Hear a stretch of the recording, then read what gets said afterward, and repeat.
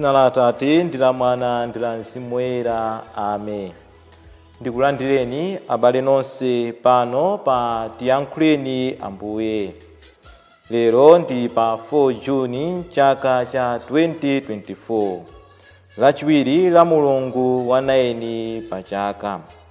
Ndipo mawu athu alero, mawu oyamba akuchokera mawu a mkalata yachiwiri ya Petro Woyera. 2 Petro kuwerenga ndime ya 3 kuzambira ndime ya 12 kuzalekeza ya 15, komanso ndime ya 17 kuzalekeza ya 18.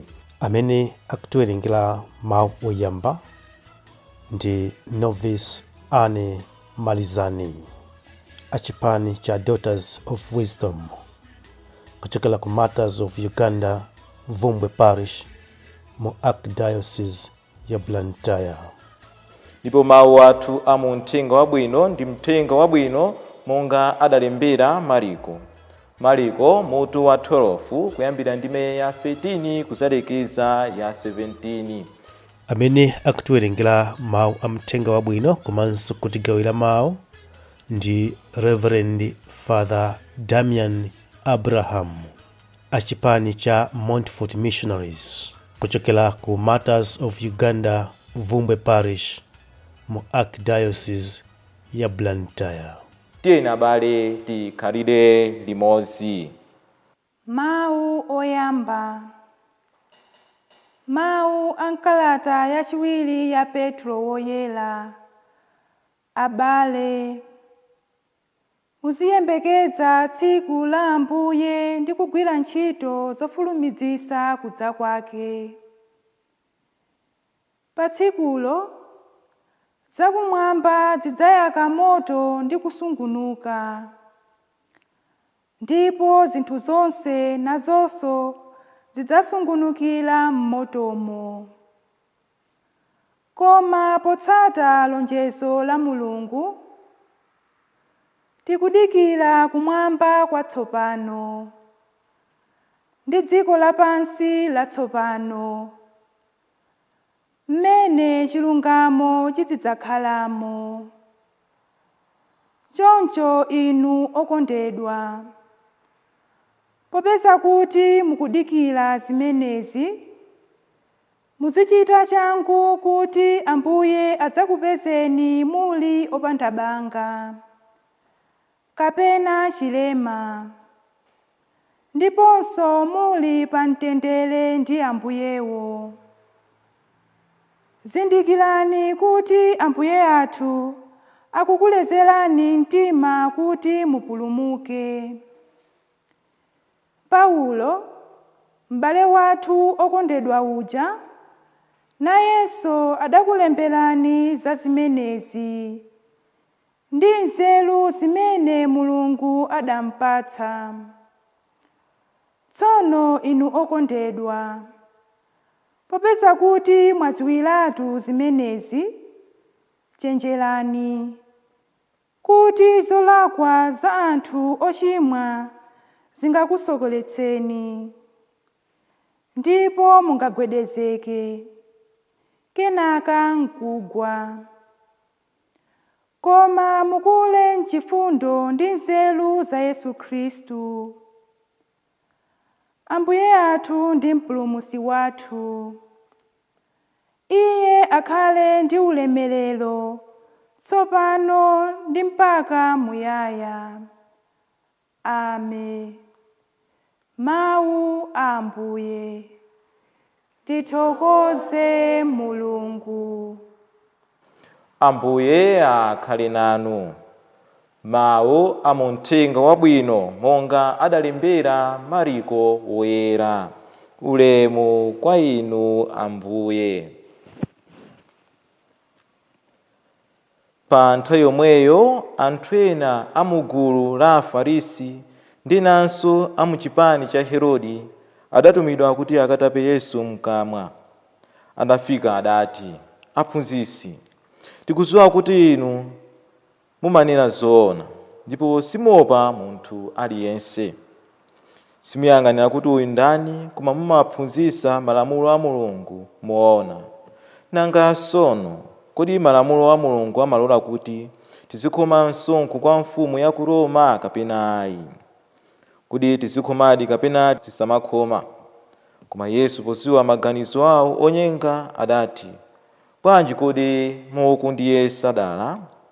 Tandipasirani ndalama ntayiona. Iwo adampasadi ndalamayo. Tsono iye adawafunsa kuti, kodi nkhopeyi ndi yayani? Ndipo zinali ndi layani? Iwo aja adati, zonse ndi za mfumu ya ku Roma. Apo Yesu adawawuza kuti, tsono perekani kwa mfumu zake za mfumuyo, ndiponso kwa Mulungu zake za Mulunguyo. Atamva zimenezi anthuwo adathedwa nzeru. Mthenga wa Ambuye. Ulemu kwa inu Ambuye Yesu Khristu. Mawu athu lero tikufuna ndithu kuti Mulungu atithandize pa moyo wathu wa Chikhristu. Kudzera mawu amene Mulungu akutiyankhula nawo tsiku la lero tikuphunziramo zinthu zingapo. Chinthu choyamba chimene ife tikuphunzira kuchokera mawu athu lero, makamaka tikawerenga mawu a mu Uthenga Wabwino umene tawamva pano, choyamba nchakuti si onse amene amatiyamikira pa moyo wathu amatifunira zabwino ayi. Nthawi zina pali anthu ena amatha kutiyamikira ali ndi mtima wabwino, koma enanso amatha kutiyamikira kuti atipezere zifukwa kapena mistakes a moyo wathu. Choncho pachina chilichonse chimene ife timawuzidwa tisangofikira kukondwa ayi, tiyenera kumasinkhasinkha pa zonse zimene anthu amatiuza pa moyo wathu. Nthawi zambiri timalephera kuzindikira kuti si onse amene amatiumbira m'manja ndi kuti akutikonda kapena akutifunira zabwino. Tikuona mawu athu alero amene tawamva pano, tamva kuti anthu ena amgulu la Afarisi ndi enanso amchipani cha Herode adapita kwa Yesu kuti akamutape mkamwa. Ndipo tikuona kuti atafika kwa Ambuye Yesu akuti, aphunzitsi, tikudziwa kuti inu mmanena zoona. Ndipo tikuona ndithu akumuyamikira Ambuye Yesu zabwino ndithu. Yesu atamva zimenezi sanangozitenga amene monga zilili, adasinkhasinkha. Ndipo adazindikira kuti anthuwa akufuna kumuyesa dala. Ifenso tiyenera kumakhala anthu ochenjera, chifukwa pali anthu ena amene amatiyamikira ngofuna kuti atiyese dala ndithu, apeze kuti tafoka pati, kuti akatiyaluse kapena kuti atigwetse, atipepuse. Choncho ifeyo tiyeni anthu ena akatiuza zinthu samangofikira kukondwa kapena kunyadira, tiziyamba tasinkhasinkha za zimene iwo atiuza. Taonapo anthu ena atawuzidwa zabwino koma osazindikira kuti amene akuwuza zabwinowa ali nawo ndithu chinthu choyipa kuti awachitire. Choncho tiyenera kumakhala anthu ochenjera nthawi zonse.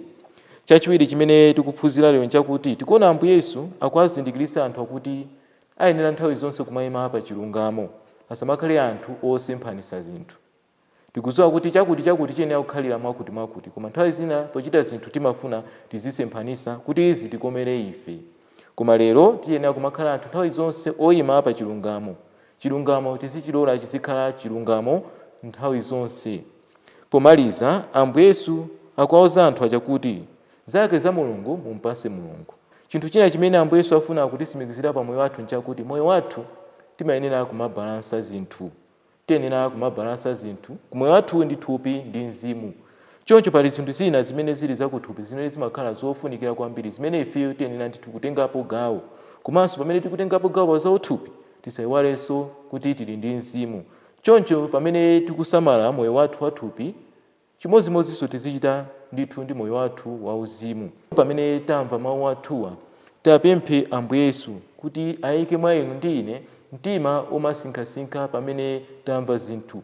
Samakhale anthu aphuma kapena anthu ochichirika pamene tamva china chilichonse pa moyo wathu, koma tizidekha ndi kusinkhasinkha ndi kumvetsa bwino zimene ife tamva. Komanso nthawi zonse tizikhala anthu okonda chilungamo.